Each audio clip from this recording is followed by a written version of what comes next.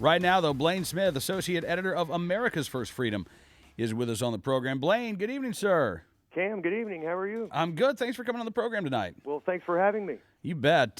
Corresponding back and forth via email this morning, and you pointed out the narrative that we've seen recently from the mainstream media when it comes to the Mexican drug cartels, and it has been, like I said, it has been breathtaking to behold this narrative take shape. The McClatchy newspaper headline yesterday: "Who's arming the Mexican drug cartels? Maybe your neighbor." I mean, they are really, really trying to lay the blame for what is going on in Mexico at the feet of the American gun owner.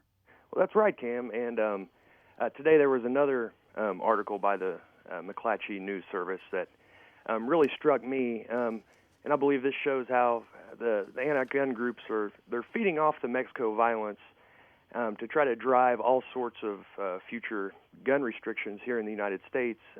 This article in particular was titled Mexican Cartels Amass Better Arsenals, mostly bought in the U.S.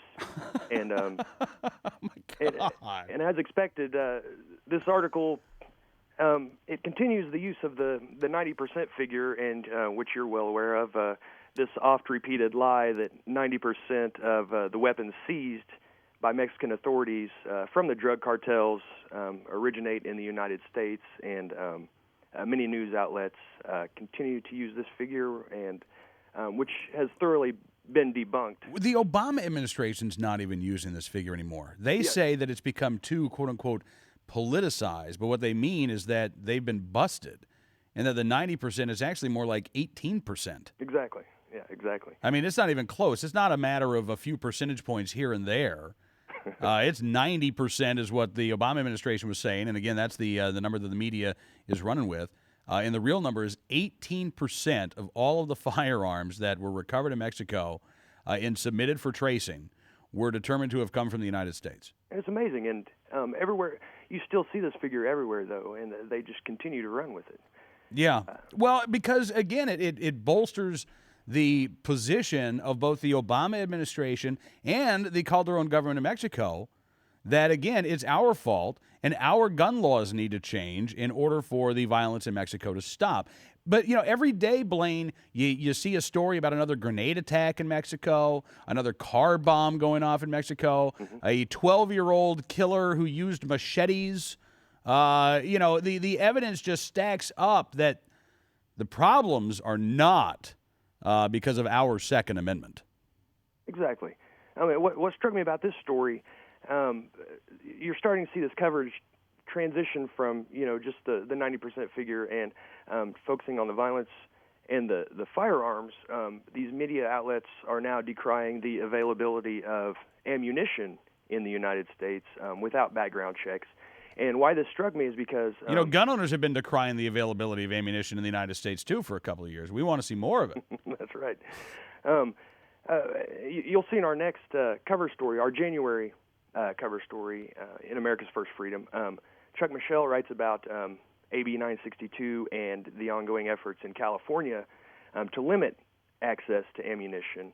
And this also goes along with the recent attempts to ban lead ammunition. And, just throughout various states, these pushes to regulate ammunition to make it harder for law-abiding gun owners to access ammunition. Because in light of the recent Heller and McDonald decisions, it's a little harder for them to regulate the firearms, so they're going after the ammunition. And so all these efforts, I believe, are starting to be tied together under the rubric of, the Mexican drug violence. Mm-hmm. I think you're absolutely right. And the big concern is you've got Calderon, you've got the ambassador to the U.S. Calderon called for a renewed semi-auto ban when he addressed Congress a few months ago, and got all the usual suspects cheered. And then you had Ambassador Arturo Sarucán actually call out the NRA specifically and say you guys need to be co-stakeholders with the U.S. and Mexican governments. I'm still trying to figure out what the heck the ambassador was talking about. I have no idea, Cam. It seems to me like if gun owners are going to be co-stakeholders, The analogy would be, or I guess the comparison would be, to those Mexican citizens who really don't have a right to keep and bear arms. You know, they're told if they want to own a gun, they've got to go to the one gun store in the country in Mexico City, Right. where they can buy a firearm, I believe a 22 caliber rifle, or up to a 38 caliber pistol, and that's the one gun that they get to legally own. It seems to me that if you're going to get gun owners, involved in this issue, they're probably going to be fighting for the rights of ordinary Mexican citizens to be able to defend themselves against the drug cartels. Absolutely.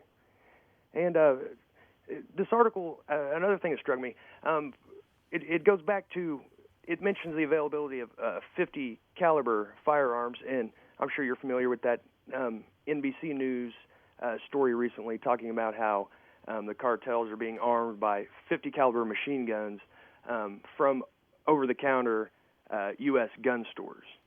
And so it seems to me they're trying to tack on to this Mexican violence, all of the same old. They're trying to resuscitate all of the same old, boogeymen from gun control efforts past. The 50 caliber scare. The article mentions the FN-57 pistol and its supposed cop killer capabilities, which I haven't heard much about the 5.7 recently, but now that they're jumping on the Mexican violence bandwagon. Right. They're bringing up all these the same old restrictions they've been hoping for all along. And then again, as you mentioned, Calderon saying the assault weapons ban should be brought back. Yeah, and the danger here, and I know a lot of conservatives may be hearing this and say, "Oh, so what? We had a really good night on election night. We've got on paper a pro-gun Congress. What's the big deal?" Well, we've heard from a variety of sources that President Obama is going to be looking at ways to avoid dealing with Congress over the next 2 years and still try to enact his agenda. You got John Podesta out there really pushing the president hard in that direction. President has nominated somebody to fill the position of ATF director, which has been vacant since 2006. So there are signs, I think, Blaine, that the Obama administration is going to be turning its focus to our gun rights, and they may not try to get any through Congress. They may try to do something in a regulatory fashion. Exactly. And we run the risk of gun owners in America not caring. Well, if we allow these lies to continue to be propagated in the media, well, then we're really going to run into trouble there if as you say the Obama administration tries to go it alone. Absolutely. You're right, and I got to tell you, I have no faith whatsoever in the mainstream media to report this issue fairly and honestly if the Obama administration does decide that it's going to try to do something in a regulatory fashion. Again, the media hasn't even bothered covering Obama's nomination to the ATF. I really doubt that they're going to, if Obama tries to pass some sort of regulatory scheme to restrict our gun rights, I highly doubt that they're going to give that regulatory proposal a detailed nuanced look and then report the facts back to the American people. I think they're going to editorialize and stump for this whatever regulation it may be and say it's desperately needed or the least we could do to help combat the violence in Mexico. That's exactly right. And that's what we try to do at America's First Freedom. We've since the first time the 90% lie was uttered, we've been out there, telling people the truth. Hey, listen.